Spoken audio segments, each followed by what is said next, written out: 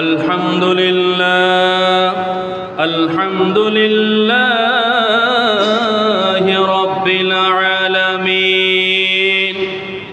वल आक़िबतु लिल मुत्तक़ीन अस्सलातु वस्सलामु अलैका सय्यिदिल अंबिया वल मुरसलीन अम्मा बअद फ़क़द क़ाल अल्लाहु तआला फ़ी कलामिहिल मजीद व फ़ुरक़ानिहिल हमीद अऊज़ु बिल्लाहि मिनश शैतानिर रजीम बिस्मिल्लाहिर रहमानिर रहीम इन्नल्लाहा व मलाइकतहु युसल्लूना अलन नबी या अय्युहल्लज़ीना आमनू सल्लु अलैहि वसल्लिमू तस्लीमा सल्लल्लाहु अला सय्यदिना व आलिहि व अस्हाबिहि वसल्लम सलातुन या रसूलल्लाह अलैकुम सलामुन या अलैकुम अल्लाहुम्मा सल्ले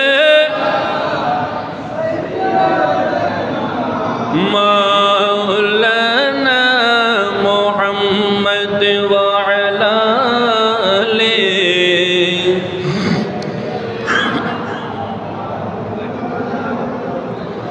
सर कटाना घर लुटाना कोई तुझसे सीख ले सर कटाना घर लुटाना कोई तुझसे सीख ले जाने आलम है फिदा खानदाने अहले बैत अल्लाहुम्मा सल्ले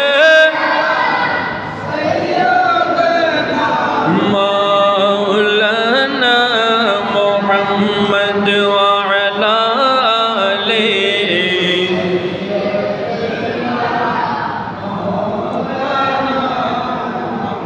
बिस्मिल्लाहिर रहमानिर रहीम लैलतुल क़द्रि खैरुम मिन अल्फि शहर सदक़ल्लाहु मौलानल अज़ीम व सदक़ रसूलुहुन नबियुल हबीबुल मकीनुल अमीनुल करीमुर रऊफ़ुर रहीम व अला आलिहि व अस्हाबिहि व अहले बैतिहि व उलमाए मिल्लतिहि वन्नासि अजमाईन हजार मशर चेयो दमी लैलातुल क़द्र हजार मशर चेयो दमी लैलातुल क़द्र अल्लाहु अकबर अल्लाहु अकबर अल्लाहु अकबर अल्लाहु अकबर खुदार तरफ थेके एलो खुदार तरफ थेके एलो बड़ोई खुश खबर अल्लाहु अकबर अल्लाहु अकबर अल्लाहु अकबर अकबर अल्लाहु अकबर भुला लो फिर मुझे ऐ शाह बहरोवर मदीने में भुला लो फिर मुझे शाह बहरोवर मदीने में मैं फिर रोता हुआ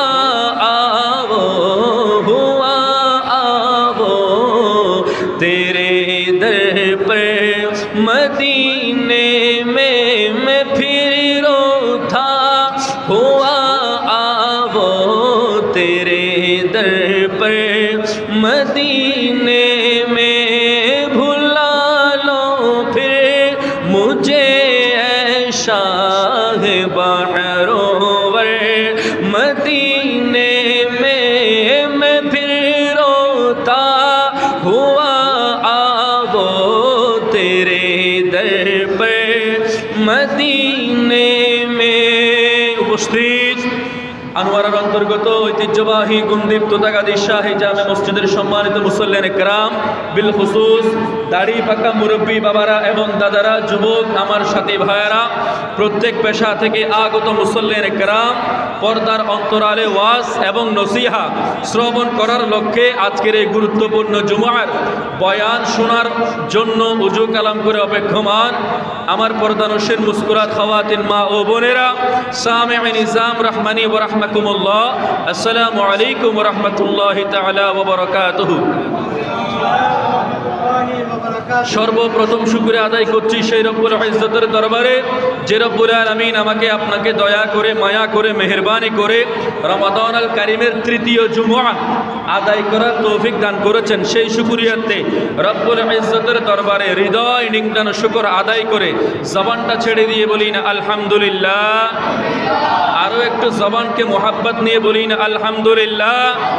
সাথে সাথে দুরূদ এবং সালাম প্রেরণ করছি হায়াতুন নবী জিন্দা নবী নূরুন নবী আকায়ে নামদার তাজদারে মদিনা হুজুরপুর নূর আকা ও মৌলা বাঈস কৌন মক্কা রূহে ফিদা হো নবিয়ুনা সাইয়্যিদুনা ওয়া কুদওয়াতুনা নবী মুহাম্মদুর রাসূলুল্লাহ সাল্লাল্লাহু তাআলা আলাইহি ওয়াসাল্লামের সোনালী রওজায়ে আকদাসের প্রতি আমার প্রাণপ্রিয় মুসল্লিয়ানে কেরামগণ, আপনারা সকলে কেমন আছেন?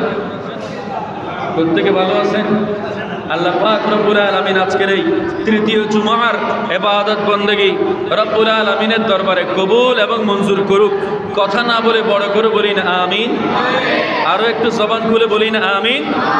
আমার প্রাণপ্রিয় মুসল্লিয়ানে কেরাম, দেখতে দেখতে রমাদান আল কারীম আসতেছে, এই কথাটা বলতে বলতে আজকে রমাদান আল কারীমের তৃতীয় জুমআ, রমাদান আল কারীমের তৃতীয় জুমআ আমার আপনার সামনে উপস্থিত হয়েছে। এইভাবে দেখতে দেখতে আমাদের সামনে থেকে রমাদান আল কারীম বিদায় নিয়ে চলে যাবে।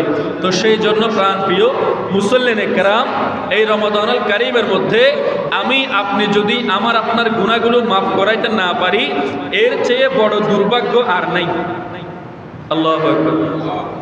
অর্থাৎ এই রমাদান আল কারীম আল্লাহ পাক রব্বুল আলামিন এতই সুযোগ দিয়েছেন, এতই সময় দিয়েছেন, লাইলাতুল কদরের মতো 1000 রাত ইবাদত করলে যেই সমস্ত আমার আপনার ইবাদতগুলো একটা রাত ইবাদত করার কারণে 1000 রাতের সমান সওয়াব আল্লাহ পাক রব্বুল আলামিন আমার আপনার আমলনামার মধ্যে লিখে দিবেন, ওই রকম একটা রাত পেয়ে যদি আমার আপনার ইবাদত আল্লাহর দরবারে কবুল করাইতে না পারি, গুনাহগুলো যদি মাফ করাইতে না পারি, এর থেকে বড় দুর্ভাগ্যের বিষয় আর আছে?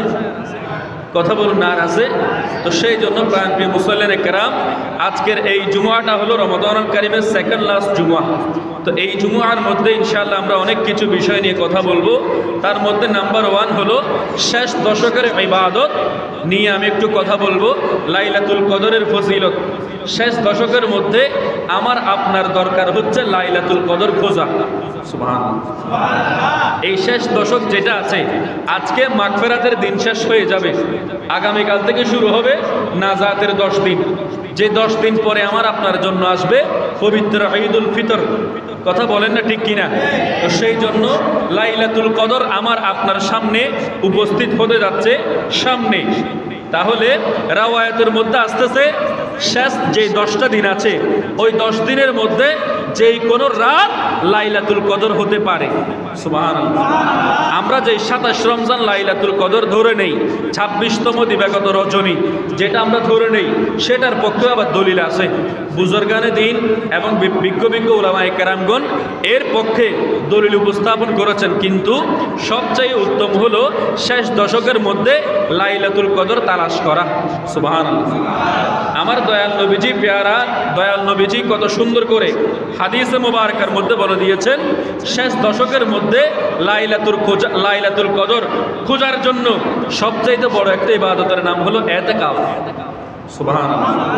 কারণ আমি আপনি যদি ইতিকাফ থাকা অবস্থায় ইবাদত না করি, একেবারে শুয়েও থাকি, ওই লাইলাতুল কদরে আমি আপনি যে মসজিদের মধ্যে অবস্থান করে শুয়ে আছি, এই শুয়ে থাকাটা লাইলাতুল কদরে আল্লাহর দরবারে কবুল হয়ে যাবে ইবাদত হিসেবে। সুবহানাল্লাহ। তাহলে সেই জন্য আসুন, লাইলাতুল কদরের ফজিলত হচ্ছে অনেক বেশি।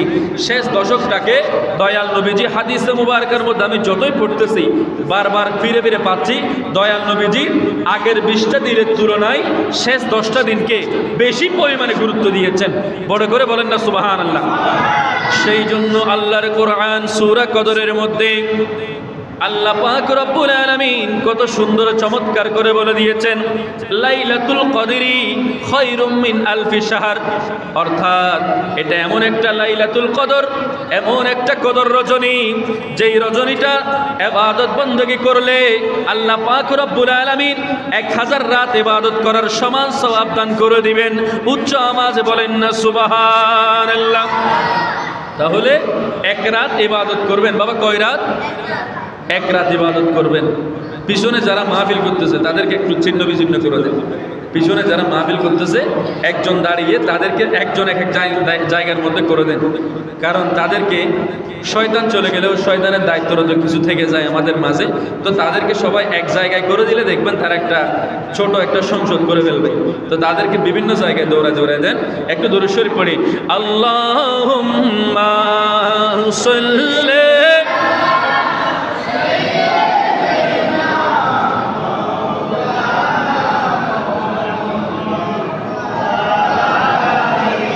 সাইয়্যিদিনা মাওলানা। আমার প্রাণপ্রিয় মুসল্লিয়ানে কেরাম, আমার মুরব্বী বাবারা যারা আসছেন, আলোচনাটা একটু গুরুত্ব সহকারে শোনার চেষ্টা করবেন। আপনারা আমার কথা বুঝতেছেন? হ্যাঁ, প্রত্যেকে আমার কথাগুলো বুঝতেছেন? হ্যাঁ, আলোচনাটা একটু গুরুত্ব সহকারে বোঝার চেষ্টা করবেন। দেখুন, সৈয়দুল মুহাদ্দিসিন হযরতে আবু হুরায়রা রাদিয়াল্লাহু তাআলা আনহু উনি বয়ান করতেছেন, আমার দয়াল নবী বলতেছেন, মান কামা লাইলাতুল কদরি ঈমানান ওয়া ইহতিসাবান গুফিরা লাহু মা তাকদ্দামা মিন যামবিহি। অর্থাৎ এই লাইলাতুল কদরের মধ্যে যারা ঈমান এবং ইখলাসের সহিত ইবাদত বندگی করবে, গুফিরা লাহু মা তাকদ্দামা মিন যামবিহি, তাদের পূর্ববর্তী যত গুনাহ আছে আল্লাহ পাক রব্বুল ইজ্জত লাইলাতুল কদরের ওসিলায় ওই আল্লাহর বান্দার পূর্বের সমস্ত গুনাহগুলো মাফ করে দিবেন। আরো একটু জবান খুলে বলি না সুবহানাল্লাহ। এখনো পর্যন্ত যারা আসতে পারে নাই, রমাদান আল কারিমের মতো একটা ফজিলতপূর্ণ জুমআয় যারা এখনো পর্যন্ত আসতে পারে নাই, তাদের আওয়াজটাও আপনাদের জবান দিয়ে বলে একটু জোরে জোরে আওয়াজ দেন না সুবহানাল্লাহ। আসুন, এটা এমন একটা রাত যেই রাতের মধ্যে আল্লাহ পাক রব্বুল ইজ্জত রহমত বরকত এতই বেশি রেখেছেন, আমার দয়াল নবীজি হাদিসে মুবারকের মধ্যে কত সুন্দর করে বলে দিয়েছেন। এটি হলো মিশকাত শরীফের 181 নম্বর পৃষ্ঠার মধ্যে হাদিসে মুবারকের মধ্যে এসেছে মিশকাতুল মাসাবিহ। এই কিতাবের মধ্যে আমার দয়াল নবীজি কত সুন্দর চমৎকার করে বলতে লাগলেন, লাইলাতুল কদরের রাত এমন একটা রাত, ও আমার গুনাহগার উম্মতরা, তোমাদের জন্য গুনাহ মাফ করার জন্য রমাদান আল কারীমের রাতগুলো দেওয়া হয়েছে। এই রমাদান আল কারীমের মধ্যে স্পেশাল একটা রাত দেওয়া হয়েছে। ওই রাতের নাম কি? আওয়াজ দিয়ে বলেন না, লাইলাতুল কদর। ওই লাইলাতুল কদরটা এমন একটা বরকতময় রাত, যেই রাতের মধ্যে আল্লাহ পাক রব্বুল আলামিন এমন কল্যাণ নিহিত রেখেছেন, যে আল্লাহর বান্দা এই রাতকে সম্মান করবে, এই রাতকে ইজ্জত করবে, এই রাতের কল্যাণ হাসিল করার জন্য ইবাদত বندگی করবে, আমার দয়াল নবীজি নূরানি জবানের ইরশাদ করতে লাগলেন, ওই উম্মত লাইলাতুল কদরের কল্যাণ তালাশ করলো না, সমস্ত নেকি সমস্ত কল্যাণ তালাশ করার জন্য লাইলাতুল কদরের রাতে ইবাদত বন্দেগী করলো। জবানটা ছেড়ে দিয়ে বলেন না সুবহানাল্লাহ। আর যে আল্লাহর বান্দা লাইলাতুল কদরকে হারিয়ে ফেলবে, লাইলাতুল কদরকে সম্মান করবে না, লাইলাতুল কদরকে ইজ্জত করবে না, লাইলাতুল কদরের কল্যাণ তালাশ করবে না, ওই আল্লাহর বান্দা যেন সমস্ত কল্যাণকে হারিয়ে ফেললো, সমস্ত কল্যাণকে হারিয়ে ফেললো। আর যে আল্লাহর বান্দা এই লাইলাতুল কদর তালাশ করবে, লাইলাতুল কদরটা সম্পূর্ণ রজনীটা ইবাদত বন্দেগীর মাধ্যমে আল্লাহর দরবারে চাইবে, আল্লাহ আমার সমস্ত গুনাহগুলো মাফ করে দাও। ওগো আল্লাহ, পৃথিবীর জমিনে আমার মতো এমন বড় গুনাহগার নাই, দুনিয়ার জমিনে আমি সবচাইতে বড় গুনাহগার। এইভাবে বলে লাইলাতুল কদর রজনীতে একজন আল্লাহর বান্দা যখন চোখের পানি ছেড়ে দিয়ে দুনিয়ার জমিনে কাঁদতে থাকে, ওই আল্লাহর বান্দার জবাব একজন দেন, তিনি কে? আওয়াজ দিয়ে বলেন না, তিনি কে? আল্লাহ। এই শেষ 10 রাতের মধ্যে লাইলাতুল কদর আছে, শেষ 10 রাতের মধ্যে লাইলাতুল কদর আছে। সেটার দলিল হলো আম্মাজান আয়েশা সিদ্দিকা তাহেরা রাদিয়াল্লাহু তাআলা আনহা, যিনি আমার দয়াল নবীজির সহধর্মিণী, তিনি হাদিস বয়ান করতেছেন, দূরের কেউ নয়। আন আয়েশাতা ক্বালাত, হযরতে আয়েশা রাদিয়াল্লাহু তাআলা আনহা হাদিস বর্ণনা করতেছেন, ক্বালান নবী সাল্লাল্লাহু তাআলা আলাইহি ওয়াসাল্লাম। আমি যখন বলবো নবী, তখন আপনারা সকলে সমস্বরে বলবেন সাল্লাল্লাহু তাআলা আলাইহি। আমার বাবারা, আপনারা বুঝতেছেন কথাগুলা? আপনাদের রোজা ধরে গেছে কোনো? রোজার সময় একটু বসে থাকাটা কষ্ট, অনেকের মন মাইন্ড নষ্ট হয়ে যায়। শরীরের মধ্যে যখন একটা প্রেশার পড়ে, খাবার দাবারের কোনো বিষয় নেই। এখানে দেখতেছেন আমি একজন কথা বলতেছি, আপনারা আমার দিকে চেয়ে আছেন, একটু কষ্ট লাগে, একটু জিমানি আসে। ওই জিমানিটা যখন চলে আসবে, কারো দিকে রাগ দেখাবেন না, কারো দিকে খারাপ নজরে তাকাবেন না, কারো দিকে রাগের কথা বলবেন না, কষ্ট করে নিজে নিজে দুরূদ শরীফ পড়বেন। আল্লাহুম্মা সাল্লি আলা সাইয়্যিদিনা মুহাম্মাদিন ওয়া আলা আলি সাইয়্যিদিনা মুহাম্মাদি ওয়া বারিক ওয়া সাল্লিম। এইভাবে দুরূদ শরীফ পড়ে পড়ে আপনি কলবের মধ্যে ফু দিবেন, কলবের মধ্যে ফু দিবেন, আস্তাগফিরুল্লাহ পড়ে পড়ে কলবের মধ্যে ফু দিবেন। আপনার যেই একটা কুমন্ত্রণা বা একটা কুৎসা আছে অন্তরের মধ্যে, সেটা দূর করে দিবেন একজন, তিনি কে? জবানটা ছেড়ে দিয়ে বলুন না, তিনি কে? আম্মাজান আয়েশা সিদ্দিকা তাহেরা রাদিয়াল্লাহু তাআলা আনহা, উনি বয়ান করতেছেন, আমার দয়াল নবীজি লাইলাতুল কদর তালাশ করতো রমাদানুল কারীমের শেষ 10টা রাতের মধ্যে। আমার দয়াল নবীজি, প্যারা নবী সাহেবুল আউলাক নবী মুহাম্মদুর রাসূলুল্লাহ সাল্লাল্লাহু তাআলা আলাইহি ওয়াসাল্লাম লাইলাতুল কদরের শেষ 10 রাতের মধ্যে, রমাদানুল কারীমের শেষ 10 রাতের মধ্যে লাইলাতুল কদর তালাশ করতো। জবানটা ছেড়ে দিয়ে বলেন না সুবহানাল্লাহ। এটা বুখারী মুসলিম শরীফের হাদিসের মধ্যে এসেছে। আরো একটা হাদিস মুবারকার মধ্যে আসতেছে, আমার দয়াল নবীজি এলান করতেছেন, এই আমার উম্মত, তোমরা রমাদানুল কারীমের শেষ দশকের যেই সমস্ত বেজর রাতগুলো আছে, ওই বেজর রাতগুলোর মধ্যে লাইলাতুল কদর তালাশ করো। সুবহানাল্লাহ। হাদিসে মুবারকার মধ্যে একেবারে সহিহ হাদিস, বুখারী শরীফের মধ্যে আর হাদিস নাই। বুখারী শরীফের মধ্যে লাইলাতুল কদর তালাশ করার জন্য রমাদানুল কারীমের শেষ দশকের প্রত্যেকটা রাতের কথা বলা হয়েছে। সুবহানাল্লাহ। 26তম রজনী, 27তম রজনী এবং এই যে শেষ দশকের 5ম, 6ষ্ঠ, 7ম, এগুলো সবগুলোর কথা বলা হয়েছে। এগুলো সব কিছু বলার মানে হলো শেষ দশকের মধ্যে উম্মত যাতে ইবাদতকে বেশি গুরুত্ব দিয়ে করতে পারে। সুবহানাল্লাহ বলেন না? কারণ রমাদানুল কারীমের শেষ যেই 10টা দিন আছে, ওই 10টা দিন আল্লাহ পাক রব্বুল আলামিন আমার আপনার জন্য গুরুত্বপূর্ণ হিসেবে রেখেছেন। বড় করে বলেন না সুবহানাল্লাহ। তো লাইলাতুল কদর যদি আমার আপনার লাগে, লাইলাতুল কদর যদি আমি আপনি তালাশ করতে চাই, আমার আপনার জন্য এই শেষ 10টা দিন ইবাদতের মাধ্যমে কাটানোটা অনেক ফজিলতের একটা রাত। কথা বলেন না ঠিক কিনা? তো সেই জন্য হাদিসে মুবারকার মধ্যে অসংখ্য জায়গার মধ্যে লাইলাতুল কদরের ফজিলত নিয়ে বলা হয়েছে। আমার আপনার ঈদ হলো ঈদুল ফিতর এবং ঈদুল আযহা। সুবহানাল্লাহ বলেন। কথা বুঝতেছেন? আমার আপনার জন্য ঈদ হলো ঈদুল ফিতর এবং ঈদুল আযহা। ফেরেশতাদের জন্য ঈদ হলো লাইলাতুল বরাত এবং লাইলাতুল কদর।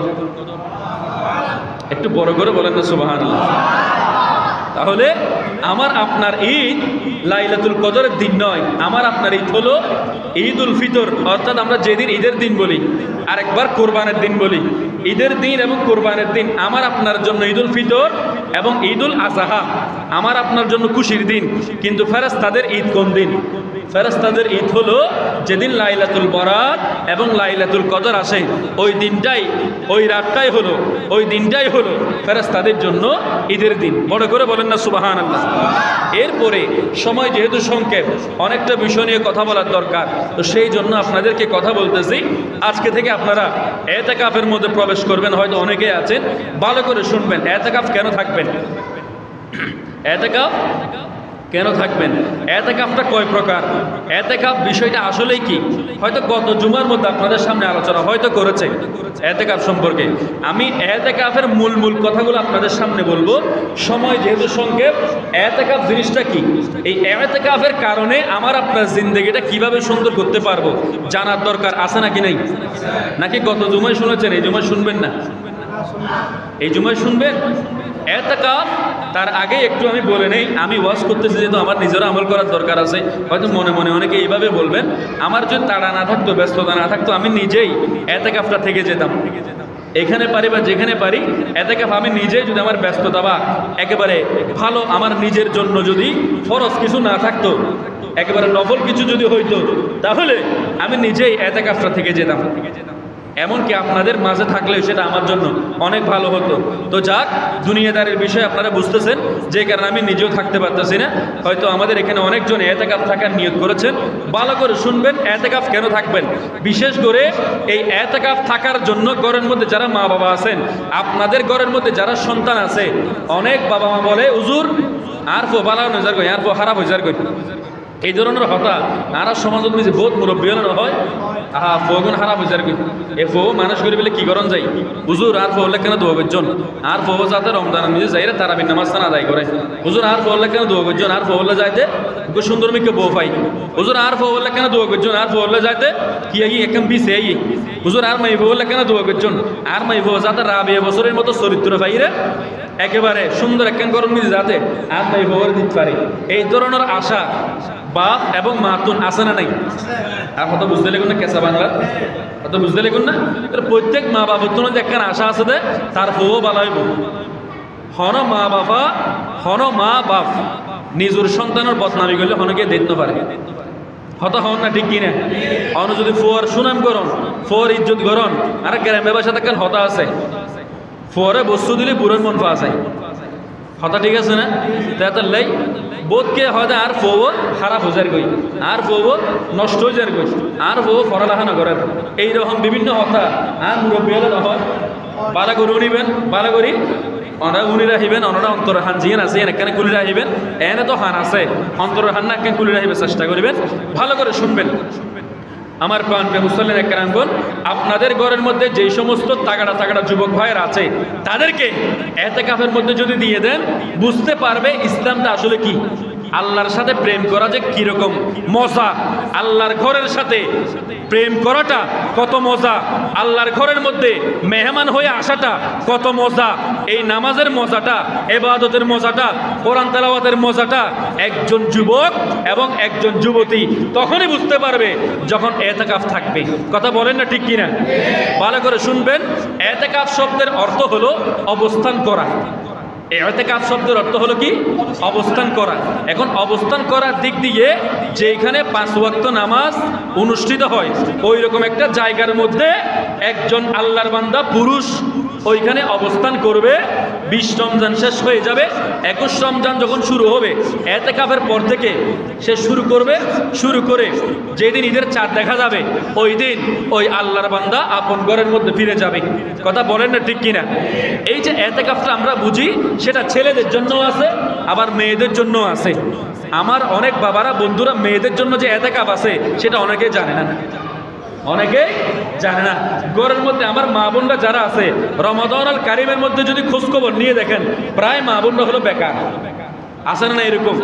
একজন ঘরের মধ্যে রান্না বান্না করে, আর যেই সমস্ত মেয়েরা পড়ালেখা করে তাদের স্কুলও বন্ধ, কলেজও বন্ধ, ইউনিভার্সিটিও বন্ধ, সব কিছু বন্ধ। কিন্তু ওই মেয়েটা বিভিন্ন রকম বাহানা খুঁজে। হ্যাঁ, যদি মেয়ের যদি কোনো হাইস নেফাস হয় বা কোনো ধরনের সমস্যা হয়, তাহলে তার জন্য এতেকাফ থাকাটা বৈধ হবে না। তাহলে সুস্থ শরীরে যারা ইবাদত বন্দেগী করতে পারবে, যারা সুস্থ শরীরে ইবাদত বন্দেগী করতে পারবে, তারাই ওই এতেকাফটার মধ্যে থাকবে। ভালো করে শুনবেন, পুরুষরা যারা আছে তারা মসজিদের মধ্যে এতেকাফ নেবে, আর আমার মা বোনরা যারা আছে তারা ঘরের মধ্যে যেখানে নামাজের স্থান আছে একটা কোণার মধ্যে গিয়ে যেখানে নামাজ আদায় করে ওই জায়গার মধ্যে আমার মা বোনরা এতেকাফ নেওয়ার চেষ্টা করবেন। এই এতেকাফের ফজিলত এতই বেশি, এতই বেশি, সেটা আমি শুরু করলে শেষ হবে না। বড় করে বলেন না সুবহানাল্লাহ। তাহলে পুরুষরা কোথায় নেবে? মসজিদের মধ্যে নেবে। বা কোথায়? মসজিদের মধ্যে নেবে। আবার মেয়েরা এতেকাফ নেওয়ার ক্ষেত্রে একটা শর্ত হলো স্বামীর অনুমতি নিতে হবে। কার অনুমতি? ভালো করে বুঝবেন, একজন মেয়ে যখন, একজন স্ত্রী যখন এতেকাফ থাকবে ঘরের মধ্যে, তখন স্বামীর অনুমতি অবশ্যই লাগবে।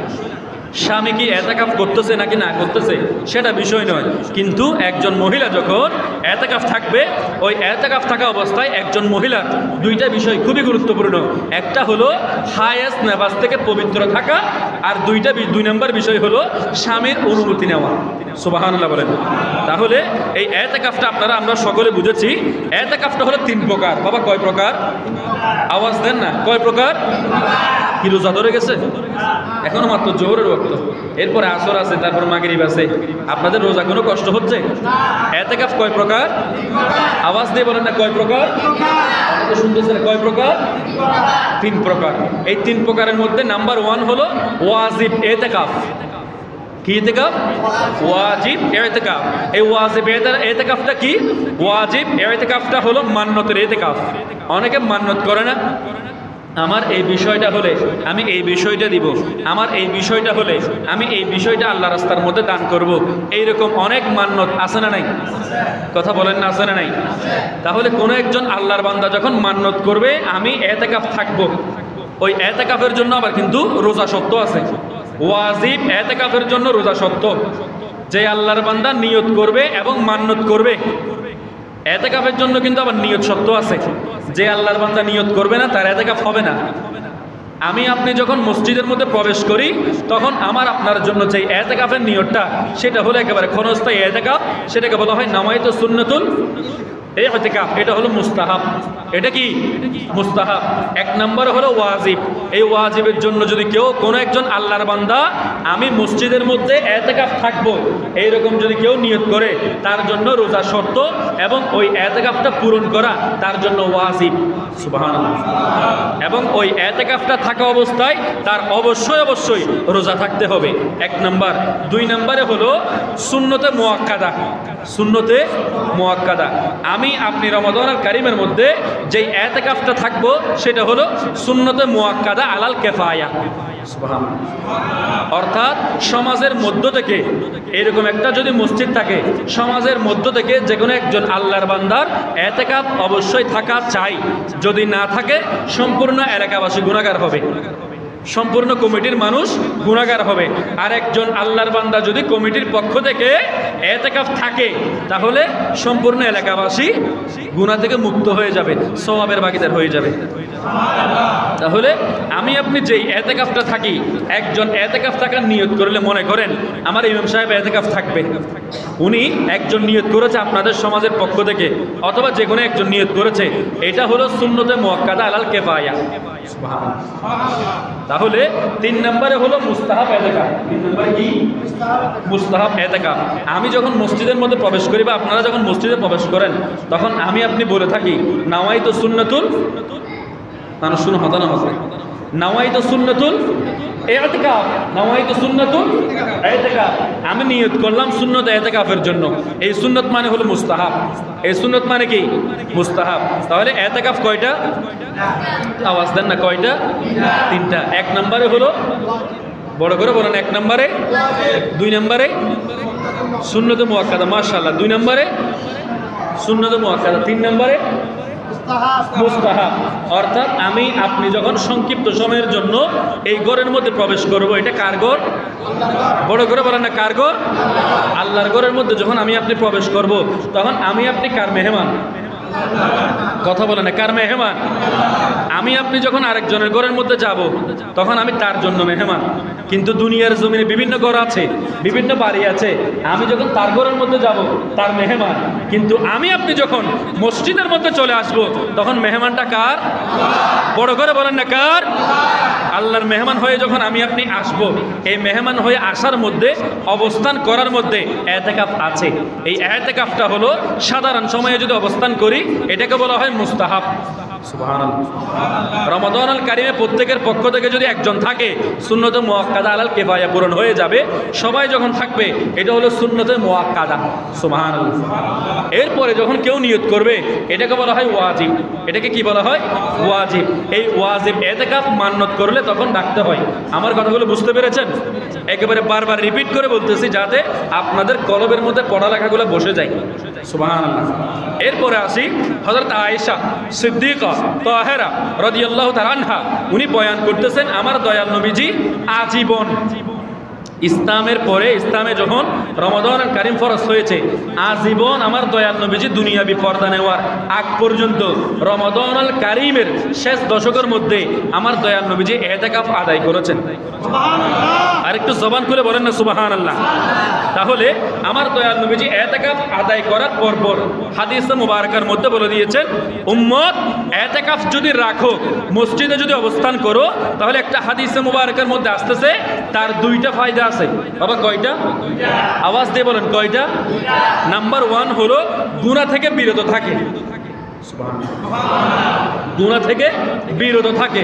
আপনি যখন মসজিদের বাইরে থাকবেন, বিভিন্ন মানুষের সাথে লেনদেন আছে না নাই? বিভিন্ন মানুষের সাথে যখন লেনদেন করবেন, কথাবার্তা বলবেন, আত্মীয় স্বজনের বাড়ির মধ্যে যাবেন, ওইখানে বিভিন্ন ধরনের সগীরা গুনাহ আছে না নাই? ফরজ নামাজ যদি তরক করেন কবিরা গুনাহ আছে না নাই? কিন্তু মসজিদের মধ্যে যখন আপনি ইতিকাফরত অবস্থায় থাকবেন, 5 ওয়াক্ত নামাজের মধ্যে একটা ওয়াক্ত নামাজও আপনি কি ছেড়ে দিবেন? কথা বলে না, ছেড়ে দিবেন?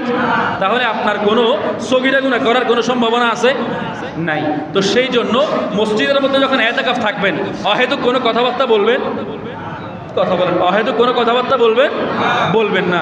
যারা ইতিকাফ থাকবেন তাদের জন্য আমার একটা বিশেষ নসিহা, সেটা হলো আপনারা কথা বলবেন দুইটা, একটা হলো নামাজ আর একটা হলো কোরআন। সর্বোচ্চ আপনাদের প্রয়োজন হচ্ছে আপনারা দ্বীনি কাজে, মসজিদের কাজে কথা বলতে পারবেন, এটা জায়েজ আছে। মসজিদের কোনো একটা দান বাক্সের বিষয়, মসজিদের কোনো একটা তারাবির বিষয়, মসজিদের কোনো একটা বিষয়ে আপনারা মসজিদের কোনো একটা কিছু হয়, এটা আপনারা পারবেন, কারণ দ্বীনি বিষয় এটা জায়েজ আছে। আবার মসজিদের মধ্যে বেশি পরিমাণে নয়, কোরআন এবং নামাজ। আমার দয়াল নবীজি একটা হাদিসে মুবারাকার মধ্যে বলে দিয়েছেন, কত সুন্দর করে বলে দিয়েছেন, একজন মুমিন ব্যক্তি, একজন আল্লাহর বান্দা যখন মাগরিবের পরে অর্থাৎ ইতিকাফ থাকে, ওই ইতিকাফ থাকা অবস্থায় যেই ব্যক্তি মাগরিব এবং এশার সময় ইতিকাফরত অবস্থায় কোরআন তেলাওয়াত এবং নামাজ এই দুইটা ব্যতীত কোনো কিছু করে না, অহেতুক কথাবার্তা বলে না, কারোর সাথে দেখা সাক্ষাৎ করে না, কোথাও যায় না, অহেতুক কোনো কথাবার্তা বলে না, মাগরিবের পরে এশার আগ মুহূর্ত পর্যন্ত নামাজ আদায় করে কোরআন তেলাওয়াত করে, নামাজ আদায় করে কোরআন তেলাওয়াত করে। যারা ইতিকাফ থাকে তাদের ফজিলত বলতেছি, যারা ইতিকাফ থাকবেন, আমার বিশেষ মুসল্লিন একরামগণ, যারা ইতিকাফ থাকবেন আপনাদের জন্য একটা বিশেষ ফজিলত বলতেছি, সেটা হলো মাগরিবের পরে এশারের আগে। কখন বাবা? মাগরিবের পরে এশারের আগে কোরআন তেলাওয়াত এবং নামাজ এই দুইটা ব্যতীত আপনি আমি যখন সময় কাটাবো না, আল্লাহ পাক রব্বুল আলামিনের জন্য ওয়াজিব হয়ে যায়, আল্লাহ পাক রব্বুল আলামিনের জন্য কর্তব্য হয়ে যায় ওই আল্লাহর বান্দার জন্য বেহেশতের মধ্যে মহল তৈরি করা। আরেকটু জবান ছেড়ে বলেন না সুবহানাল্লাহ। আমি আপনি যখন ইতিকাফ থাকবো, ওই ইতিকাফ থাকা অবস্থায় মাগরিব থেকে এশারের সময়টা কোরআন তেলাওয়াত এবং নামাজ, কয়টা বলছি? আওয়াজ নাই, কয়টা? এই দুইটা বিষয়ের মধ্যে যখন আমার আপনার মাগরিবের পরে এশারের সময়টা কাটিয়ে যাবে, আল্লাহ পাক রব্বুল আলামিনের জন্য দায়িত্ব হয়ে যায় আমার আপনার জন্য বেহেশতের মধ্যে মহল তৈরি করে দেওয়া। বেহেশতের মধ্যে আমার আপনার জন্য আলাদা করে ঘর বানানো হবে যারা ইতিকাফ থেকেছে তাদের জন্য। বড় করে বলেন না সুবহানাল্লাহ। তাহলে বাবারা বন্ধুরা আসুন, আমি আপনি কেন ইতিকাফ থাকবো, এটা একটা দরকার। কিরকম দরকার? সমাজের মধ্যে যেই সমস্ত সন্তানরা, যেই সমস্ত যুবক ভাইয়েরা বিভিন্ন জায়গার মধ্যে আপনারা আছেন, কর্মরত আছেন, কিন্তু আপনারা রমাদানুল কারিমের মধ্যে বেকার হয়ে বসে আছেন। বেকার বলতে আপনার কর্ম আছে, কিন্তু আপনার রমাদানুল কারিমের মধ্যে ছুটি আছে না নাই? কথা বলেন, আছে না নাই? এই রমাদানুল কারিমের মধ্যে যে ছুটিটা আছে, যে সময়টা আছে, আপনি তো 5 ওয়াক্ত নামাজ মসজিদে এসে পড়তেছেন না? আপনার ঘরে যদি সামর্থ্য থাকে, আমি আপনাদের পায়ে হাত রেখে বলবো, রিকোয়েস্ট করে বলবো, মুরব্বী বাবারা যারা আছে তাদের জন্য আমি একেবারে করজোরে হাত দিয়ে বলবো, আপনাদের জন্য এটা খুবই গুরুত্বপূর্ণ। কারণ আপনার আমার এই নিঃশ্বাসটা আগামী 2025 সালের এতেকাফ থাকার জন্য সুযোগ দিবে নাকি দিবে না, সেটা কোনো গ্যারান্টি আছে? কথা বলেন, গ্যারান্টি আছে? নাই। আপনারা আজকে একটু জুমার মধ্যে দোয়া করবেন। আমার একেবারে ক্লোজ অনেক মানুষ কিন্তু মারা গেছে এই রমাদানুল কারিমের মধ্যে। আহলে সুন্নাত ওয়াল জামাতের বড় বড় অনেক আলেম চলে গেছে, প্রায় 4 জন। আহলে সুন্নাত ওয়াল জামাতের আলেমরা যে হক ইবাদত বন্দেগী আল্লাহর দরবারে কবুল হয়েছে, সেটার অন্যতম প্রমাণ হচ্ছে রমাদানুল কারিমে তাদের খুশ নসিবওয়ালা একটা মৃত্যু হয়েছে রমাদানুল কারিমের রোজা মুখে নিয়ে। তাহলে বাবারা, বন্ধুরা, আসুন, আমার একজন খুব আপন মামা, নাম জিল্লুর রহমান, ইন্তেকাল করেছে দুবাইতে অ্যাক্সিডেন্ট করে গত বুধবার। আপনারা প্রত্যেকে মোনাজাতের মধ্যে তার জন্য একটু দোয়া করার চেষ্টা করবেন। এইভাবে অনেক ভাইরা বিভিন্ন জায়গার মধ্যে যারা বিভিন্ন সময় ইন্তেকাল করতেছে, তাদের জন্য একটু দোয়া করবেন। তো এটা আসলে মেনে নেওয়ার মতো নয়। যাদের আপনজন চলে যায় তারাই বুঝতে পারবে তাদের অন্তরের মধ্যে আসলে কি চলে। মানে আপনার আমার সাথে একজন মানুষের মৃত্যু হয়ে গেছে, সেটা তার আপনজন যতটুকু বুঝবে আমি অতটুকু বুঝবো না। আমার আপনজন যদি চলে যায়, আমি যতটুকু বুঝবো আমার এখানে শরীরে কীরকম কবর হচ্ছে, সেটা আমি যতটুকু বুঝবো আপনি অতটুকু বুঝবেন না। তো সেই জন্য রমাদানুল কারিমের মধ্যে যখন মৃত্যুবরণ করেছে, আসলে খুশনসিব প্রত্যেকেই মুনাজাতের মধ্যে আমরা দোয়া করার চেষ্টা করব। তো যেই কথাটা বলছিলাম আপনাদের কাছে, সেটি হলো এই রমাদানুল কারিমের মধ্যে এতেকাফ থাকার জন্য মুরব্বী বাবারা অবশ্যই চেষ্টা করবেন। আপনাদের ঘরে যদি কোনো ছোট বাচ্চা থাকে বা কোনো একজন উপযুক্ত কেউ থাকে, আপনাকে খাবার এনে দিতে পারবে বা কোনো একটা কিছু ব্যবস্থা করে দিতে পারবে, আপনি অবশ্যই এতেকাফ থেকে যাবেন। পারবেন তো সকলে? আমল করার চেষ্টা করবেন, নাকি মার্কেটে দৌড়াদৌড়ি করবেন শেষ 10 দিন? আমরা মার্কেট করার জন্য বেছে নেই শেষ 10 দিন। বোধকে হইতে হবে লাস্টে দিন বাসি জায়গায় এর মিজে দাম হম একবারে শেষ বরাদ যাই রে কি সবাই কদর লাস্টের দিকে যাই রে কি হস্তা দামা হস্ত লইরা আছে মার্কেটের তুল কেজি হিসেবে একেবারে আছে না নাই? এই রমাদানুল কারিমের শেষ 10টা দিন আল্লাহর বস্তে যতটুকু পারেন তসবিহ পড়েন, তাহালিল পড়েন, কোরআন পড়েন, তেলাওয়াত করেন, যাই কিছু করেন না কেন, এই শেষ 10টা দিন আমি আপনি চাইলে এই এতেকাফটা থাকতে পারি। এই রমাদানুল কারিমের মধ্যে আমার আপনার সামনে পানি এনে দিলে পানি কেউ খায়? কথা বলে না, কেউ খায় না। আমার আপনার তৃষ্ণায় কিন্তু শরীরটা জ্বলে যাচ্ছে। আমি যখন এখানে ওয়াজ করি, কথা বলাটা আসলে কষ্টকর, তখন আমার এখানে তৃষ্ণা লাগে না? কথা বলেন, লাগে না? আমার শরীরে কষ্ট হয় না? আমার পানি খেতে মন চাই না? পানি থাকা অবস্থায় আমি পানি খাচ্ছি না, বয়টা কার? কথা বলেন না, বয়টা কার? আল্লাহ। আর যারা দুনিয়ার জমিনে এমন কিছু আল্লাহর বান্দা আছে যারা আল্লাহর থেকে বান্দাকে বেশি ভয় করে, আছে না নাই? আল্লাহর থেকে বান্দাকে বেশি পরিমাণে ভয় করে, এটার একটা অন্যতম প্রমাণ হলো রমাদানুল কারিমের মধ্যে রাস্তার আশেপাশে আপনারা দেখতে পাবেন বিভিন্ন জায়গার মধ্যে প্যান্ডেল করে বা কাপড় নামিয়ে ভিতরে খাবার খাচ্ছে। কথা বলেন না, ঠিক কিনা? তারা বিশ্বাস করে এটা আল্লাহ দেখতেছে, কিন্তু বান্দার থেকে বাঁচার জন্য প্যান্ডেল দিছে। কার থেকে বাঁচার জন্য? তার মানে বোঝা যাচ্ছে বান্দাকে ভয় পায় নাকি আল্লাহকে? কথা বলে না, কাকে? বান্দাকে ভয় পাওয়ার কারণে প্যান্ডেল নামিয়ে ভিতরে খাবার খাচ্ছে। তো এই যে ভিতরে খাবার খাচ্ছে, এটা আল্লাহ সিসি ক্যামেরা দেখতেছে না? আল্লাহর সিসি ক্যামেরা আছে না নাই? আছে। এই আল্লাহর সিসি ক্যামেরার মধ্যে আল্লাহ দেখতেছে না? তার মানে বুঝতে হবে আপনার কলব থেকে আল্লাহর ভয়টা চলে গেছে, বান্দার ভয় চলে এসেছে। কথা বলেন না, ঠিক কিনা? বান্দার ভয় যতক্ষণ চলে আসে আপনার কাছে, আল্লাহর ভয়টা যতক্ষণ পর্যন্ত প্রাধান্য পাবে না, আপনি সত্যিকারের মুসলমানও হতে পারেন নাই। কথা বলেন না, ঠিক কিনা? জবানটা খুলে বলুন না, ঠিক কিনা? তা আসুন আমার বাবারা, বন্ধুরা, এতেকাফ থাকলে কি ফজিলত। এতেকাফ এই কারণে থাকবেন, আমার যুবক ভাইরা যারা আছে, যারা সময় পায় না বিভিন্ন কর্মের জন্য, কাজের জন্য, যাদের সময় হয় না মসজিদে একটু সময় দেওয়ার জন্য, ঘরের মধ্যে নামাজটা আদায় করে নি বা বিভিন্ন ইবাদতখানে নামাজটা আদায় করে নি, জামাতের মধ্যে নামাজ পড়ার সুযোগ হয় না, আমার ওই সমস্ত আল্লাহর বান্দাদেরকে বলবো আপনারা কষ্ট করে এতেকাফ থাকার জন্য চেষ্টা করবেন। কারণ কারণটা কি? ইতিকাফ থাকলে ওই আল্লাহর বান্দাটা গুনাহ থেকে বেঁচে যায়। ওই আল্লাহর বান্দা গুনাহ করার কোনো সুযোগ নাই। ওই ইতিকাফকারী ব্যক্তি রাসূল পাক সাল্লাল্লাহু তাআলা আলাইহি ওয়াসাল্লামের একটা সুন্নতের অনুসরণ করার জন্য এই রমাদানুল কারীমের মতো মহিমান্বিত একটা মাসের মধ্যে সুযোগ পেয়ে যায় ইতিকাফ থাকার জন্য। এই ইতিকাফ থাকলে লাভ কি? ওই আল্লাহর বান্দা যখন ইতিকাফ থাকে, ঘরটা কার? বড় করে বলেন না কার? আল্লাহর। ইতিকাফ যখন ইতিকাফকারী ব্যক্তি থাকবে, ওই অবস্থার মধ্যে আল্লাহর মেহমান হয়ে যাবে, নবীজির সুন্নতের অনুসরণ হয়ে যাবে, গুনাহ থেকে বেঁচে যাবেন। নামাজটা 5 ওয়াক্ত ইমামের পিছনে আদায় করবেন, তাসবিহ তাহলিল আদায় করবেন। সমাজের যেই সমস্ত অহেতুক কথাগুলো আছে, ওই অহেতুক কথাগুলো থেকে আল্লাহ পাক রব্বুল ইজ্জত আমাকে আপনাকে বাঁচিয়ে রাখবে। সেই সমস্ত এই যুবক ভাইদেরকে বলবো, সেই জন্য আমার যুবক ভাইরা, আমার মুসল্লি বাবারা, যাদের সামর্থ্য আছে, যাদের সুযোগ আছে, যাদের সময় আছে, একমাত্র কষ্ট করে আল্লাহর ওয়াস্তে এই ইতিকাফটা থাকার ব্যবস্থা করবেন, ইতিকাফটা থাকার আপনারা চেষ্টা করবেন। মুহাব্বতের আওয়াজে বলেন না সুবহানাল্লাহ। পারবেন তো প্রত্যেকে? প্রত্যেকে ইতিকাফ যদি থেকে যায়, এই সমাজ চলবে কিভাবে? যারা পারেন কষ্ট করে ইতিকাফটা থাকার ব্যবস্থা আপনারা করবেন। আর যদি আপনাদের সামর্থ্য হয় বা কমিটির সামর্থ্য, এটা বিভিন্ন মসজিদের মধ্যে বা বিভিন্ন জায়গার মধ্যে এই রেওয়াজটা চালু আছে, যারা যদি সামর্থ্য থাকে বা যদি আপনাদের কোনো প্ল্যান থাকে, আপনারা যারা ইতিকাফ থাকবেন তাদের জন্য কিছু ভালো ভালো ইফতারের ব্যবস্থা করবেন। এটা কাউকে দেখানোর জন্য নয়, এটা কাউকে দেখানোর জন্য। যারা এখানে ইতিকাফ থাকবে তাদের জন্য ভালো কিছু ইফতারের ব্যবস্থা করবেন।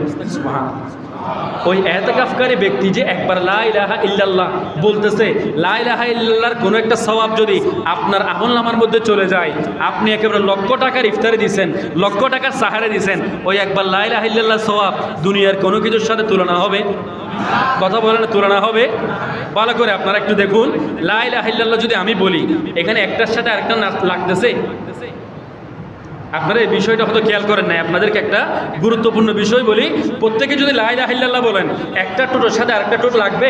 দেখুন তো, লা ইলাহা ইল্লাল্লাহ, লা ইলাহা ইল্লাল্লাহ, লা ইলাহা ইল্লাল্লাহ, লা ইলাহা ইল্লাল্লাহ, টোট একটার সাথে আরেকটা লাগতেছে? আপনারা বলুন তো, লা ইলাহা ইল্লাল্লাহ, লা ইলাহা ইল্লাল্লাহ, লা ইলাহা ইল্লাল্লাহ, লা ইলাহা ইল্লাল্লাহ, এভাবে যে আমি আপনি বলতেছি, টোট একটার সাথে আরেকটা লাগতেছে? কথা বলেন না, লাগতেছে?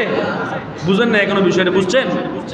লা ইলাহা ইল্লাল্লাহ বলার সময় যখন টোট একটার সাথে একটা লাগে না, আমি আপনি দান করার ক্ষেত্রেও এমনভাবে করতে হবে, সদকা করার সময় এমনভাবে করতে হবে, যাকাত দেওয়ার সময় এমনভাবে দিতে হবে, মসজিদে তারাবির টাকা দেওয়ার সময় এমনভাবে দিতে হবে, ফিতরা দেওয়ার সময় এমনভাবে দিতে হবে, আমার আপনার ডান হাতের খবর যাতে বাম হাতে না জানি। সুবহানাল্লাহ। পারবেন তো প্রত্যেকে?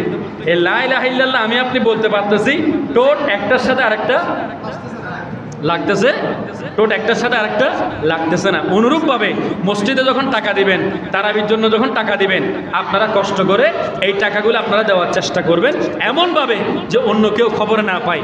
এবং ইতিকাফ করে তো যেই সমস্ত বান্দারা আছে তাদের জন্য আপনারা যতটুকু পারেন, অনেক বান্দারা আছে একটা পাঞ্জাবি কিনে দেয়, অনেক আল্লাহর বান্দা আছে একটা লুঙ্গি কিনে দেয়, অনেক আল্লাহর বান্দা আছে একটা টুপি কিনে দেয়, আতর কিনে দেয়, বা অনেক কিছু কিনে দেয়, আছে না এরকম?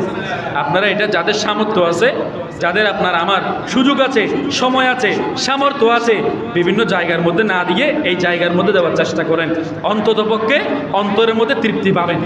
কথা বলেন না ঠিক কিনা? সেই জন্য বাবারা, বন্ধুরা, আজকে শেষ দিন, এটা আপনারা অবগত আছেন। তার আগে একটা কথা বলে নেই, মাদ্রাসার মধ্যে ছাদ ঢালাইয়ের একটা কাজ চলতেছে। যারা আপনারা দান করার কথা, মঙ্গলবারে ছাদ ঢালাইয়ের কাজ চলবে, আপনারা যারা এখানে সহযোগিতা করার বা এখনো পর্যন্ত যারা দেন নাই, ওখানে আপনারা সহযোগিতা করবেন। এটি কমিটির পক্ষ থেকে বলা হয়েছে, আপনারা ওইখানে এটি দেওয়ার চেষ্টা করবেন। এরপরের বিষয়টা হলো, আপনারা কষ্ট করে এই রমাদানুল কারীমের মধ্যে 20টা দিন আপনারা কষ্ট করে তারাবির নামাজ আদায় করেছেন। এখানে কষ্ট আছে না নাই? কথা বলেন না, আছে না নাই? কষ্ট এবং ধৈর্য, এগুলো সব কিছু একমাত্র সন্তুষ্টির কার? কথা বলেন না, কার? আল্লাহ। এই আল্লাহর সন্তুষ্টির জন্য আমি আপনি তারাবির নামাজ আদায় করতেছি। কিন্তু তারাবির নামাজের আজকে আমার আপনার জন্য খতমে তারাবির শেষ দিন, অর্থাৎ আজকে হলো আমার আপনার জন্য শেষ তারাবি। শুধু এখানে নয়, প্রায় মসজিদের মধ্যে আজকে শেষ তারাবি। তার আগে একটা কথা বলে নেই, আগামী যেই জুমুয়াটা আসতেছে, ওই জুমুয়াটা হলো জুমুয়াতুল বিদা। এটা আপনাদেরকে এই কারণে ঘোষণা করে দিচ্ছি, কারণটা হলো জুমুয়াতুল বিদার মধ্যে খুতবাটা একটু বড় হয়। এটা প্রত্যেক মসজিদের মধ্যে একই নিয়মে খুতবা ইবনে নাবাতা পরিবেশন করবে। প্রত্যেক মসজিদের মধ্যে, প্রায় প্রত্যেক মসজিদের মধ্যে খুতবা ইবনে নাবাতা থেকে আপনার সামনে এই খুতবাটা পরিবেশন করা হবে। আপনারা একটু আগে আগে চলে আসার চেষ্টা করবেন, পারবেন তো সকলে? 2024 সাল নাকি 25 সাল? 2025 সালের একেবারে রমাদান আল কারিমের শেষ জুমুয়াটা আগামী জুমুয়ায় হতে যাচ্ছে। আগামী জুমুয়াটা আপনারা একটু স্পেশাল মনে করে আগে আগে চলে আসবেন। ওইটাকে বলা হয় জুমুয়াতুল বিদা, অর্থাৎ শেষ জুমুয়া। রমাদান আল কারিমের শেষ জুমুয়াটা আদায় করার জন্য একটু আগে আগে আসার চেষ্টা করবেন। সেটা হলো প্রায় মসজিদের মধ্যে একই নিয়মে খুতবা ইবনে নাবাতা থেকে আলোচনা করা হবে। ওইখানে যে কথাগুলো বলা হয় সেটা যদি আসলে কোনো সাচ্চা মুসলমান ইমানদার আরবি বুঝে এরকম যদি কেউ হয়, আপনার অন্তর ফেটে কান্না চলে আসবে।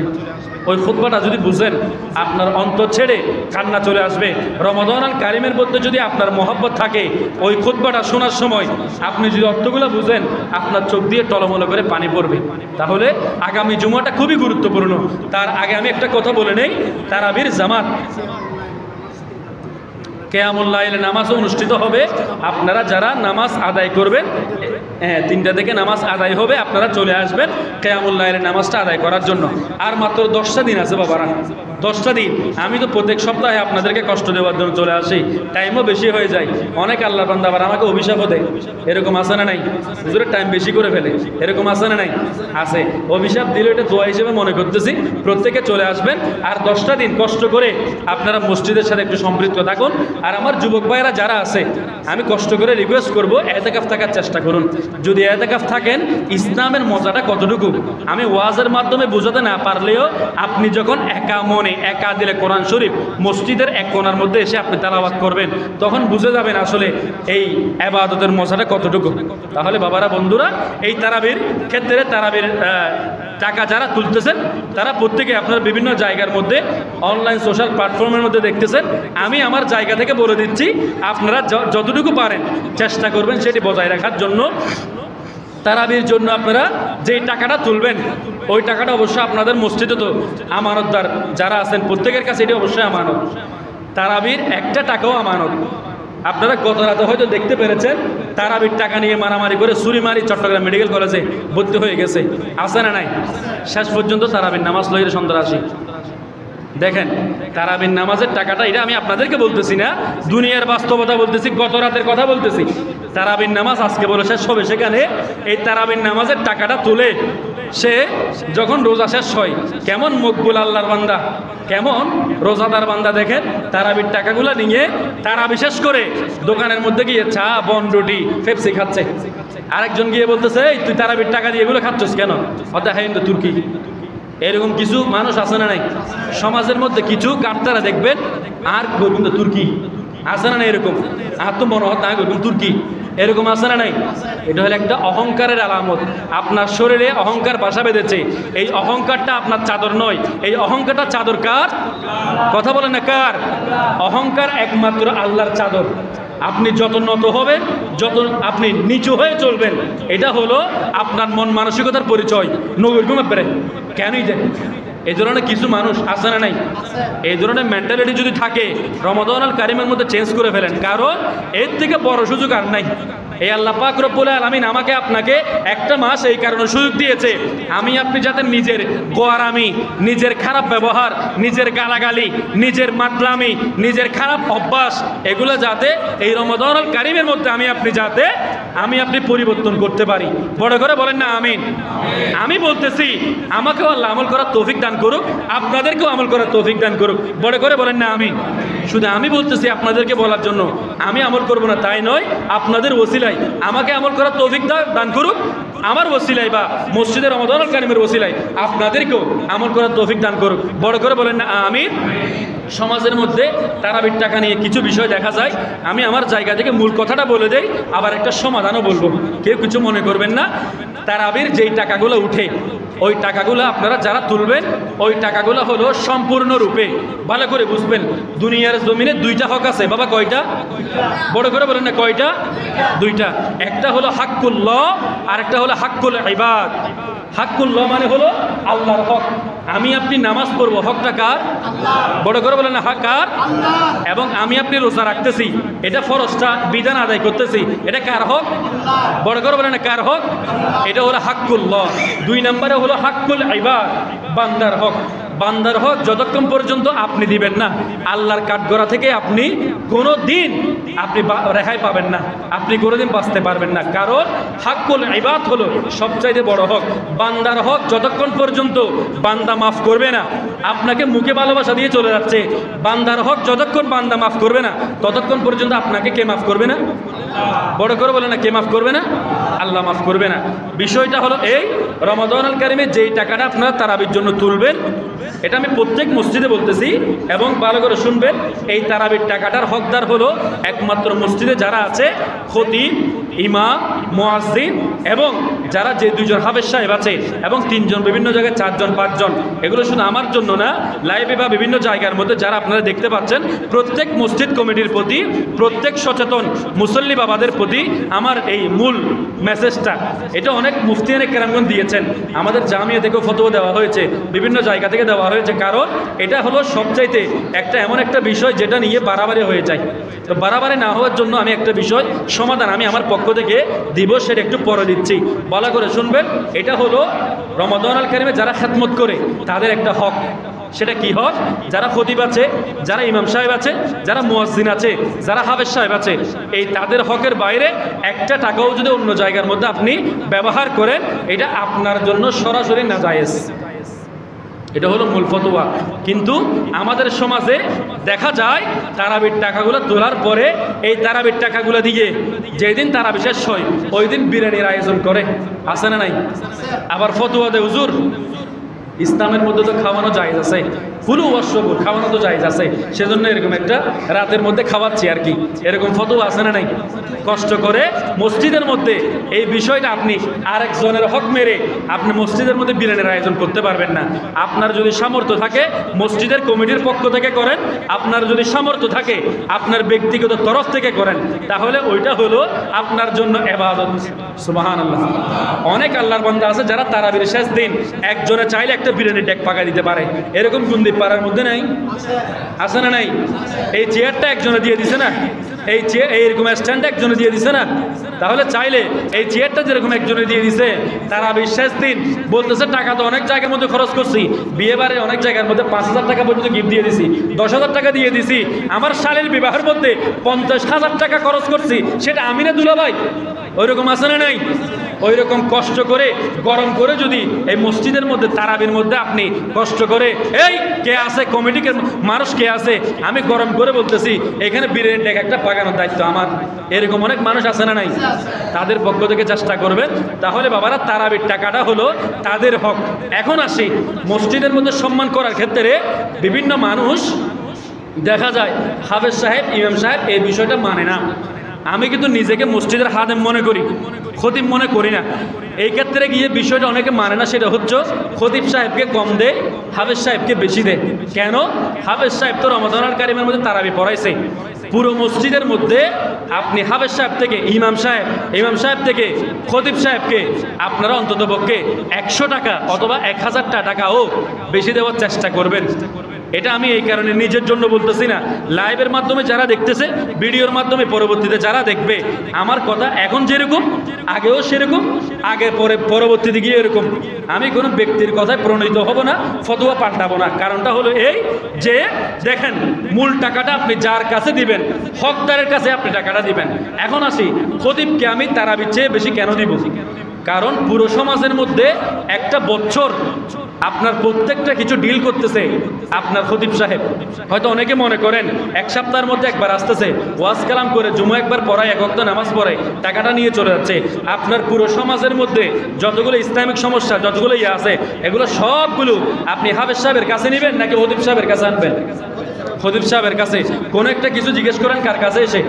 খতিব সাহেবের কাছে এসে।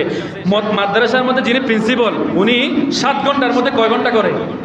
সর্বোচ্চ 1 ঘন্টা, একেবারে এর চেয়ে বেশি হলে 2 ঘন্টা। 7 ঘন্টা কোনোদিন একজন মাদ্রাসার প্রিন্সিপাল করতে শুনেছেন? ওনার কাজটা হলো পুরো প্রতিষ্ঠানকে ক্লাস করানো। ওনার কাজ কি? পুরো প্রতিষ্ঠানকে ক্লাস করানোটা হলো একজন মাদ্রাসার পরিচালকের কাজ অথবা একজন মাদ্রাসার প্রিন্সিপালের কাজ।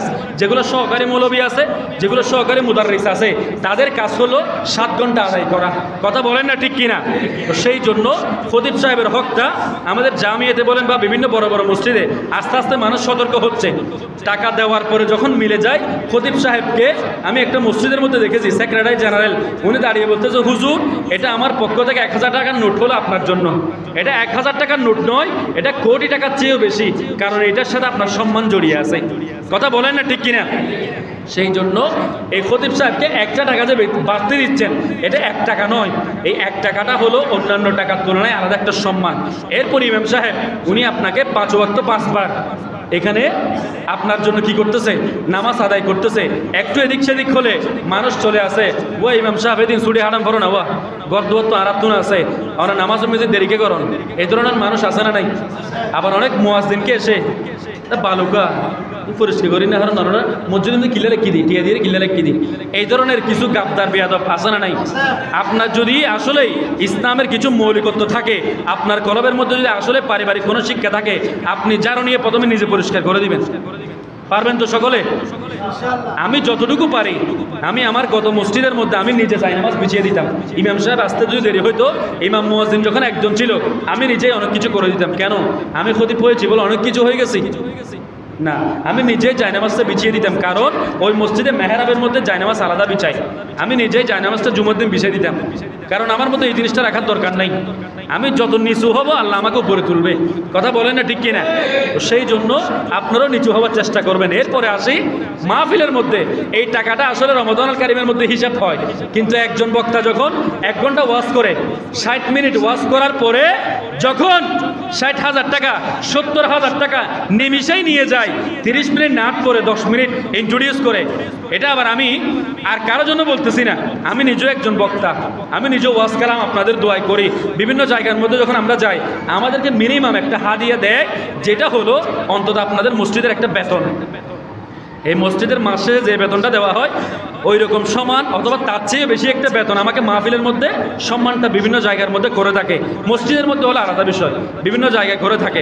তো এইরকম অনেক যারা বক্তা আছে, তাদেরকেও বিভিন্ন জায়গার মধ্যে কি করে, এইরকম সম্মানটা করে। কিন্তু ওইখানে কোনো ফতোয়া নেই। আমাদেরকে যখন হাদিয়া ঢুকাই দেয়, তখন তারা একবারও ভাবে না যে আমাদেরকে হাদিয়া ঢুকাই দেওয়ার সময় টাকা কি বেশি গেছে নাকি কম গেছে। তারা আমাদেরকে দিয়ে দেয়, আমরা নিয়ে চলে আসি। বক্তা যারা আছে তারাও একেবারে 50-60,000 70,000 টাকা ঘন্টা 2 ঘন্টার মধ্যে নিয়ে যায়, কোনো হিসাব নাই, কোনো হিসাব নাই। কিন্তু একজন খতিব সাহেব, একজন ইমাম সাহেব যে ওয়াজগুলো আপনার জন্য করতেছে, এই ওয়াজগুলো পেতালে কোনো কথা বলতে পারবে? জুমুয়ার প্রত্যেকটা বয়ান হলো আপনার আমার জন্য অহেতুক কথা নয়, একেবারে সুন্দর কোরআন হাদিসের আলোকে এই কথাগুলো বলতে হয়।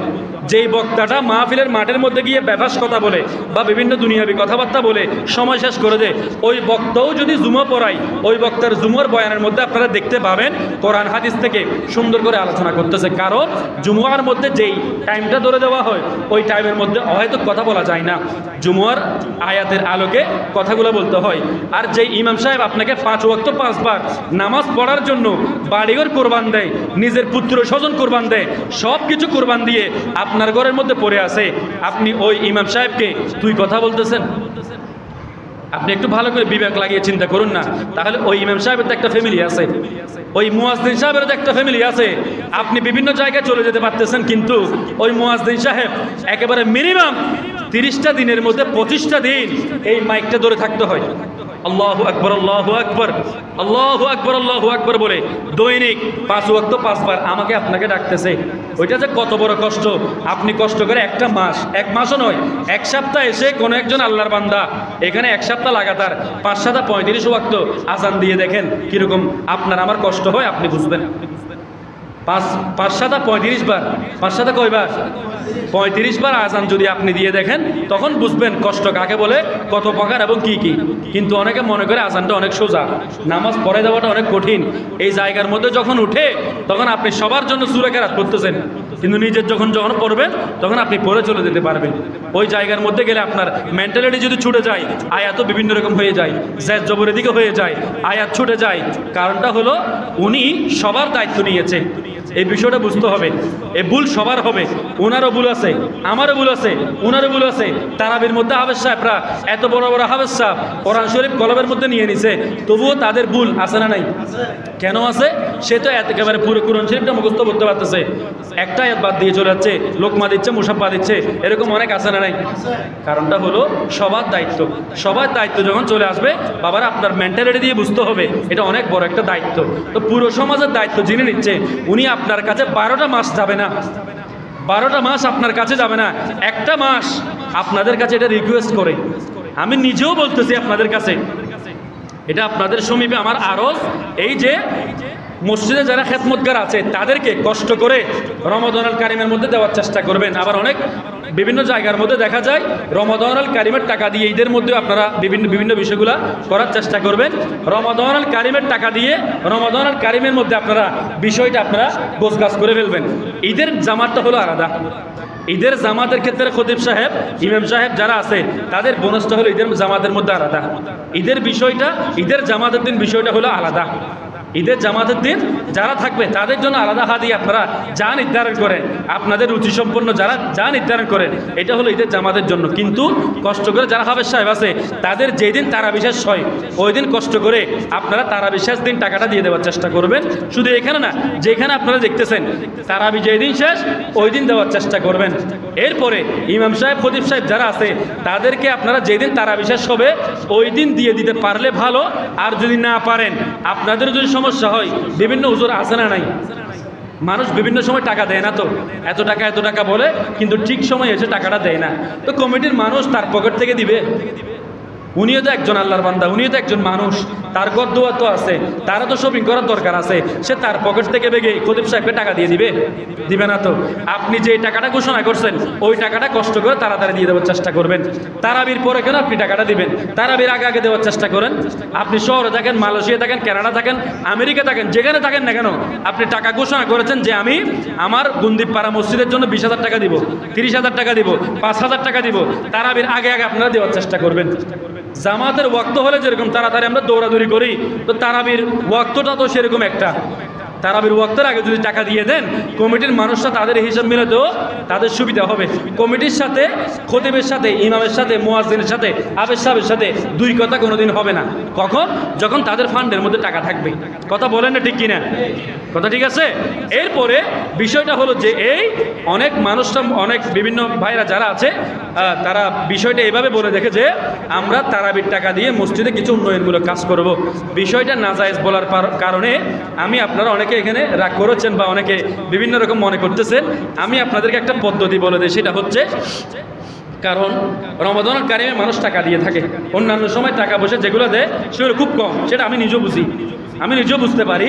তো সেই জন্য কমিটির বাইরে কোত্থেকে এনে দিবে? মসজিদ চালানোটা একটা কষ্টের বিষয়। তো সেই জন্য তারাবির টাকা দেওয়ার সাথে সাথে আপনারা আলাদা একটা ব্যাগ জুড়িয়ে দিবেন, যে এই ব্যাগের মধ্যে আপনারা মসজিদের জন্য টাকাটা দিবেন। দরকার হলে আমি নিজেই বলবো, কমিটির বাইরে যারা আছেন তারাবির টাকা আপনারা একসাথে দিবেন, তারাবির টাকা এক জায়গার মধ্যে দিবেন, মসজিদের জন্য রমাদানুল কারিম মাসের মধ্যে আরেকটা ব্যাগের মধ্যে টাকাটা দিবেন। আমার কথা ঠিক আছে? আপনারা কেউ মাইন্ড করেছেন? কোনো একটা লাভ আছে এই কথাটার মধ্যে?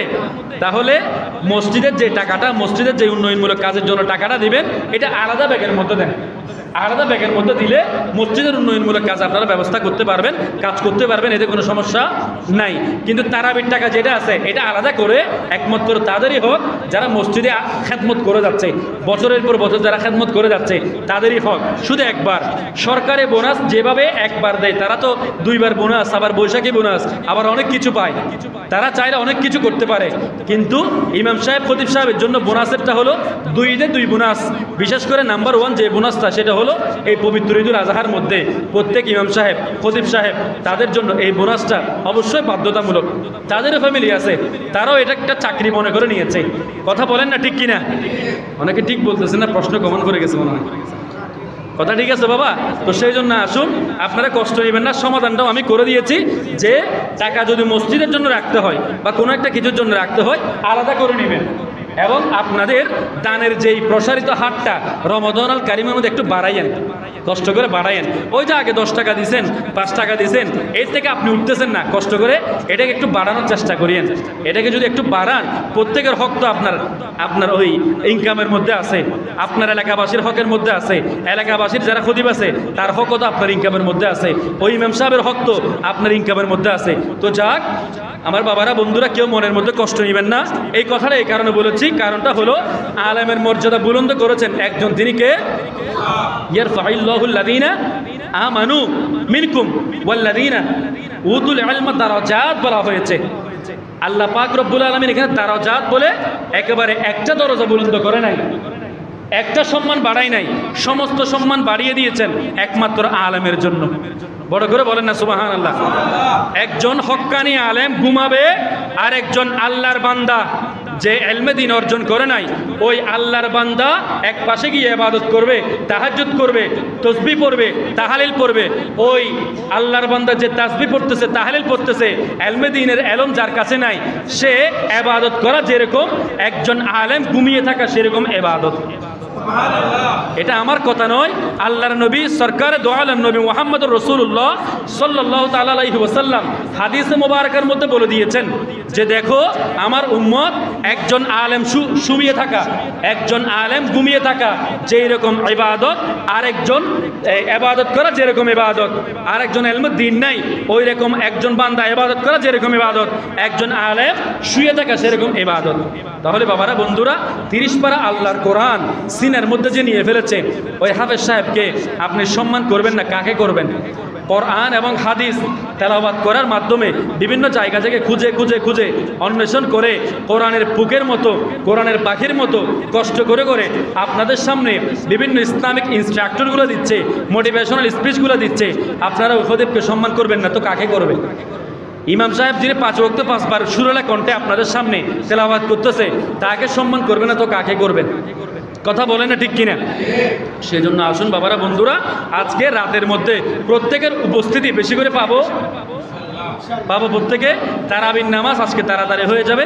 তারাবির নামাজ আপনারা একটু আগে আসার চেষ্টা করবেন, যত আগে আসবেন অন্য দিনের তুলনায়। অন্য দিন আসার জামাত কয়টায়? 8টা বরাবর। একটু আগে আসার চেষ্টা করবেন, প্রত্যেকে মসজিদ আপনারা ভরিয়ে দেওয়ার চেষ্টা করবেন। যারা বিভিন্ন ব্যস্ততার মধ্যে কাটিয়ে দেন, মার্কেটের শপিং এদিকে সেদিকে যাওয়ার প্ল্যান আছে, এই প্ল্যানটা ক্যান্সেল করে অন্ততপক্ষে 7:45 যখন আজান দিবে আপনারা এই মসজিদটা ভরপুর করে ফেলবেন। পারবেন তো প্রত্যেকে? দেখে হাত তুলে আল্লাহকে দেখাই তো, যাদের হাত আছে প্রত্যেকে আসতে পারবো? যারা তুলেন নাই তাদেরকেও আসার তৌফিক দান করুক। বড় করে বলেন না আমি। তো যাক, আল্লাহ পাক রব্বুল আলামিন আজকের এই রাতে আমরা তারাবির নামাজ তাড়াতাড়ি শেষ করে ফেলবো। যারা তারাবির টাকাটা এখনো পর্যন্ত দেন নাই, আল্লাহর ওয়াস্তে আপনাদের এই টাকাটা কষ্ট করে দিয়ে দিবেন, ঈদের দিন আপনারা দিবেন, ঠিক আছে, সমস্যা নাই। তারাবির যে টাকাটা যারা দায়িত্বে আছে, এখানে অনেকজন দায়িত্বে আছে না, তাদের হাতে আপনারা টাকাটা বুঝিয়ে দিবেন। পারবেন তো প্রত্যেকে? এরপরে আসি যে আমি আপনাদের সামনে কথাটা বললাম আলেমের মর্যাদা, হাফেজের মর্যাদা, যেগুলো বললাম, হাফেজে কোরআনের মর্যাদা কতটুকু আপনাদের সামনে যখন এই যে এইভাবে কোরআন তেলাওয়াত করে করে নামাজ তেলাওয়াত করে আপনাদের সামনে শোনাই, নামাজ পড়াই, আপনাদের ভালো লাগে না? এই হাফেজে কোরআনের ফজিলত, কোরআন তেলাওয়াতের ফজিলত আমি ইনশাআল্লাহ তারাবির পরে সামান্য সময়ের মধ্যে করব, আপনারা প্রত্যেকে আসবেন। পারবেন তো প্রত্যেকে? আল্লাহ পাক রব্বুল আলামিন আজকের এই জুমআর বয়ান, ইবাদত, বন্দেগী, তাসবিহ, তাহলিল আল্লাহর দরবারে কবুল এবং মঞ্জুর হোক। বড় করে বলেন না আমিন।